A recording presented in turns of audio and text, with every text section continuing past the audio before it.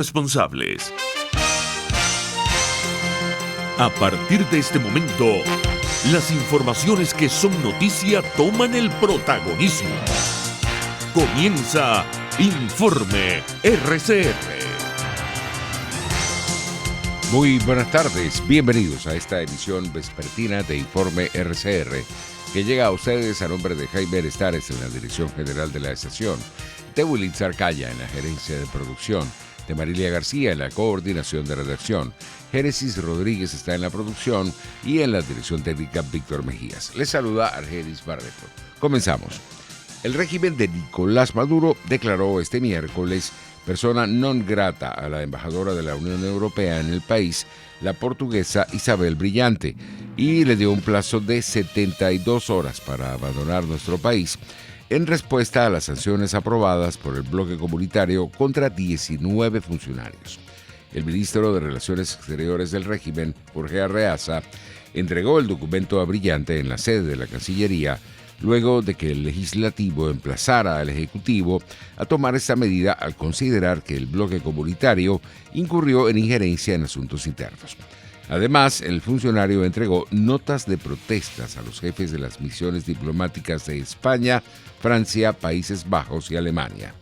Hoy, por decisión del presidente Nicolás Maduro, le hemos entregado en sus manos a la señora Isabel Brillante, quien en los últimos años fue la jefa de la delegación de la Unión Europea en Venezuela, la declaratoria como persona non grata, de acuerdo a la Convención de Viena sobre Relaciones Diplomáticas.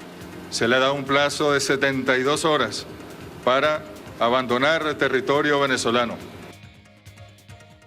Por su parte, el bloque comunitario pidió este jueves al gobierno venezolano que revierta su decisión de obligar a la embajadora de la Unión Europea en ese país, Isabel Brillante, a abandonar Venezuela en 72 horas. La Unión Europea lamenta profundamente esta decisión, que no hará más que aislar a Venezuela internacionalmente. Pedimos que se revierta esta decisión, dijo a la agencia de noticias EFE la portavoz del Servicio Europeo de Acción Exterior, Nabila Masrali.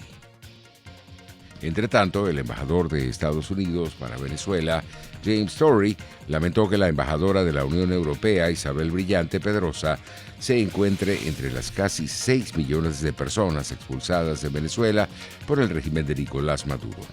Las decisiones soberanas de no hacer negocios con quienes cometen abusos contra los derechos humanos o socavan las instituciones democráticas siguen siendo una herramienta importante para restaurar la democracia.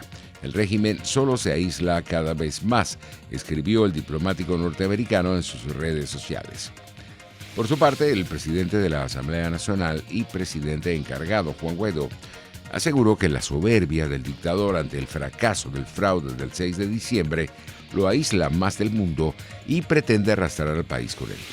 Nos solidarizamos con la embajadora de la Unión Europea en Venezuela, Isabel Brillante Pedrosa, quien siempre ha demostrado su apoyo a la defensa de los derechos humanos y la democracia en Venezuela en nombre de Europa, escribió el mandatario interino en su cuenta en Twitter. En otras informaciones, el dirigente nacional de la Causa R, Andrés Velázquez, hizo un llamado a los trabajadores a movilizarse y no cruzarse de brazos ante las políticas del régimen de Maduro, que los ha colocado en una situación de esclavitud. Así lo aseguró el dirigente político en rueda de prensa de los partidos políticos de la Alternativa Democrática, ofrecida este miércoles con representantes de la sociedad civil.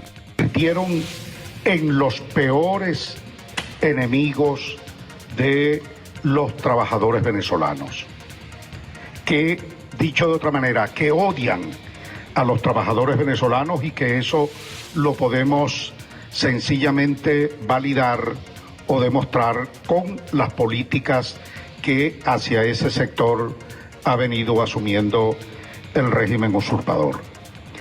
Arrasaron con el trabajo en Venezuela, que es la verdadera riqueza de los pueblos. Y eso quizás explique la situación de ruina nacional en la que se encuentra hoy el país. Velázquez subrayó que sin cambio político no habrá posibilidad de salir de la crisis que afecta a los trabajadores y a todo el país. Y lo que retrata quizás esta tragedia en toda su plenitud es el tema del salario, que es un tema sumamente grave para todos los trabajadores del país. Mientras en todos estos países ese salario mínimo oscila entre 200 y 500 dólares, en Venezuela es 0,62 dólares lo que tenemos por ingreso mínimo para los trabajadores venezolanos. Una cosa pero sumamente grave. Y esto es, repito, quizás lo que retrata mejor la tragedia que viven todos los trabajadores venezolanos. Por su parte, el delegado departamental del Sindicato Único de Trabajadores, SUTI, César Soto, advirtió que llevan más de un año protestando en Guayana por el desconocimiento de la contratación colectiva y los bajos salarios que no les permiten a los trabajadores comprar alimentos.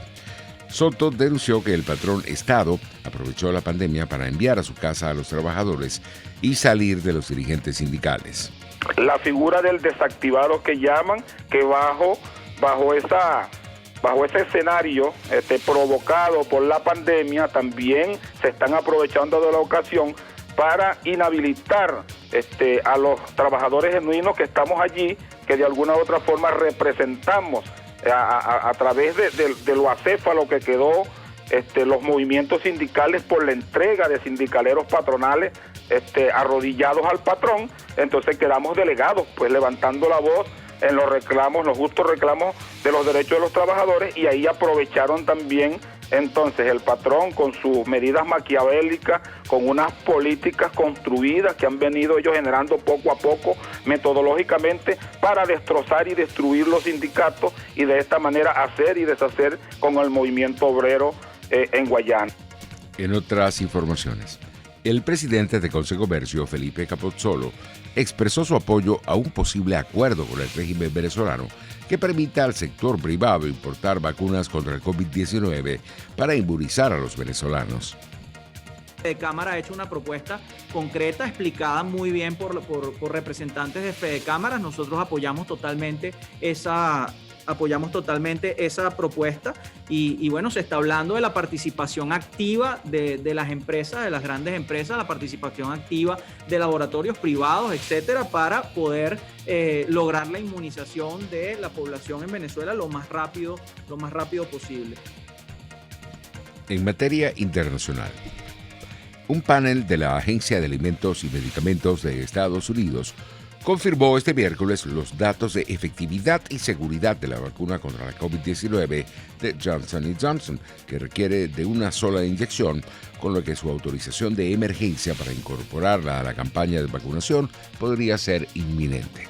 El Comité Consultor de Vacunas de la FDA será ahora el que, con base en este informe y en los datos suministrados por Johnson & Johnson, decidirá este viernes si la vacuna se incorpora a las otras dos ya autorizadas, las de Pfizer, BioNTech y la de Moderna. Entre tanto, el número de casos semanales de COVID-19 en el mundo cayó a un 11%, en lo que supone la sexta semana consecutiva de descensos, mientras que bajaron un 20%, informó hoy la Organización Mundial de la Salud. El acumulado de casos en la pandemia hace a 111 mil millones, mientras que han fallecido 2,4 millones de personas por COVID-19 desde que comenzó la crisis sanitaria hace más de un año. Por su parte, los países de Europa optaron por la voluntariedad en la vacuna anti-COVID, aunque algunos de ellos, como Francia, Reino Unido o Hungría, están analizando posibles certificados o pasaportes que lo acrediten. La Organización Mundial de la Salud insiste en que el remedio contra la pandemia es acelerar la inmunización y los fármacos disponibles prometen una efectividad de en torno al 90%.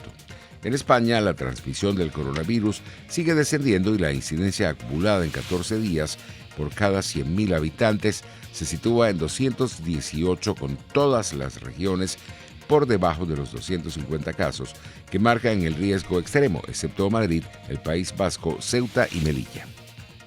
El Ministerio de Sanidad español confirmó una nueva reducción de la presión en las unidades de cuidados intensivos hasta el 30,5%.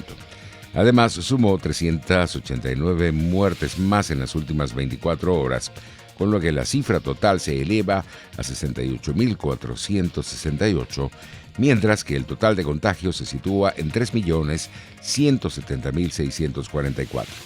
El titular de la cartera de Sanidad en España, Carolina Darias, confirmó que la discusión del pasaporte que acredita la vacunación contra el coronavirus está muy adelantada en la Unión Europea. En relación al pasaporte de COVID, quiero compartir con ustedes que hay un trabajo técnico que se ha desarrollado en el grupo de eHealth Network en el seno de la Unión Europea, que por tanto en ese grupo se ha trabajado ya y está bastante avanzado y consensuado lo que es la parte técnica, las características técnicas que ha de tener este documento, que se ha clarificado también respecto a su uso sanitario, en el sentido, por ejemplo, de que un ciudadano europeo se vacune en un país y cambie de destino de otra residencia a otro país para que pueda tener en el caso de una segunda dosis, y que respecto a otros usos está siendo objeto de estudio, ¿no?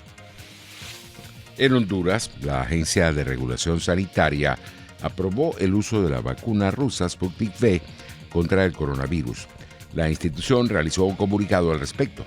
Presentada la solicitud de autorización especial de uso de emergencia por parte de la Secretaría de Salud para la vacuna denominada CAMP-COVID-Vac Sputnik V, y luego de realizar la evaluación técnica de la documentación, se otorgó la autorización de uso de emergencia en Honduras para la vacuna CAMP-COVID-Vac Sputnik V. Por ello, ya no será necesario realizar ensayos clínicos adicionales para su uso en territorio del país centroamericano. En otras informaciones tenemos que Estados Unidos buscará una banca en el Consejo de Derechos Humanos de la ONU, tal y como lo anunció este miércoles el jefe de la diplomacia estadounidense, Anthony Blinken, lo que marca el final de la política de la silla vacía de los años Trump. Además, Blinken señaló que el gobierno norteamericano seguirá denunciando abusos en países como Venezuela, Nicaragua, Cuba o Irán, y también anunció que su país buscará liderar el órgano durante el trienio 2022-2024. Tengo el placer de anunciarles que Estados Unidos buscará una banca en el Consejo de Derechos Humanos de la ONU para el mandato 2022-2024. Pedimos humildemente el apoyo de todos los miembros de la ONU en nuestro deseo de tener una banca en esta institución. En junio de 2000. En materia económica, el presidente del gobierno de España, Pedro Sánchez, anunció este miércoles en el Congreso un paquete de 11.000 millones de euros para empresas, pymes y trabajadores autónomos centradas en los sectores del turismo, la hostelería y la restauración para hacer frente a las consecuencias de la pandemia de coronavirus. Como les he dicho antes, me gustaría comunicarles una medida que vamos a adoptar en las próximas semanas desde el Gobierno de España, y es que el Ejecutivo va a aprobar próximamente un paquete adicional de 11.000 millones de euros para nuevas actuaciones para empresas, para pymes y para trabajadores autónomos.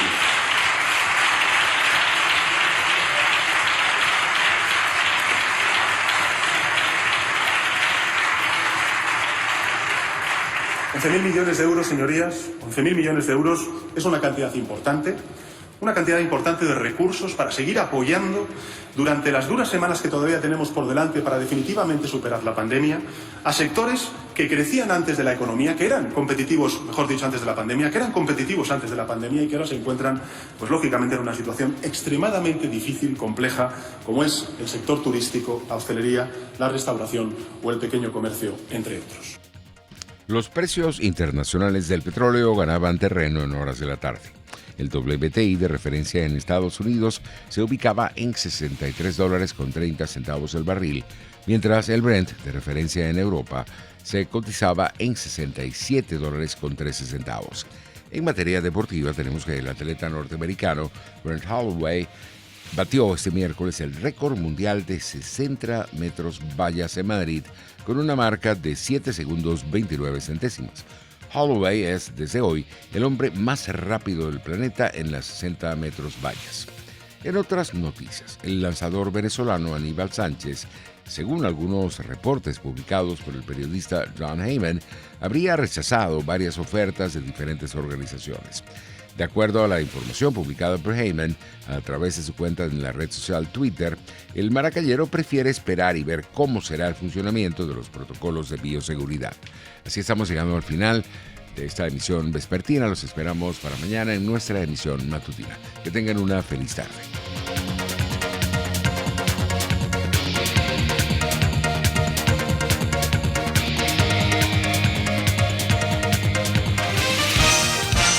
Hasta aquí este compacto noticioso. Manténgase en nuestra sintonía, porque estaremos informándole de la noticia al momento de producirse. RCR 750 AM.